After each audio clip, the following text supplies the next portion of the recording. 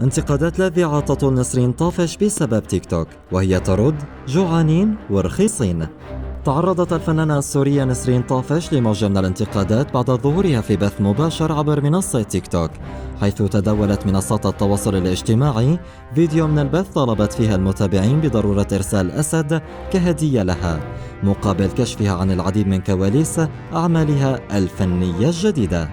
لتعود وترد طافش على الهجوم والانتقادات من خلال منشور مطول شاركته عبر خاصية الستوري في انستغرام، مؤكدة أنها خرجت في بث على تيك توك قبل عدة أيام تحدثت فيه عن أهمية مراقبة الأطفال وإبعادهم عن السوشيال ميديا، وتطرقت للحديث عن مواضيع عديدة من بينها الصحة والرشاقة وتطوير الذات. وأشارت طافش إلى أن البث تخللها الكثير من المزاح مع متابعيها، حتى أن إحدى معجباتها مزحتها قائلة: بعتولك حوت وين الأسد؟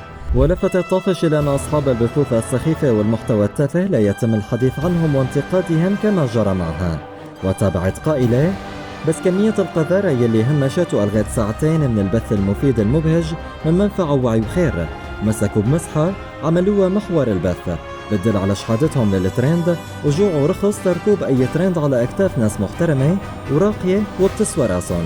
كم أنتم جوعانين ورخيصين، يا رب طاقتكم تبقى ترند عليكم.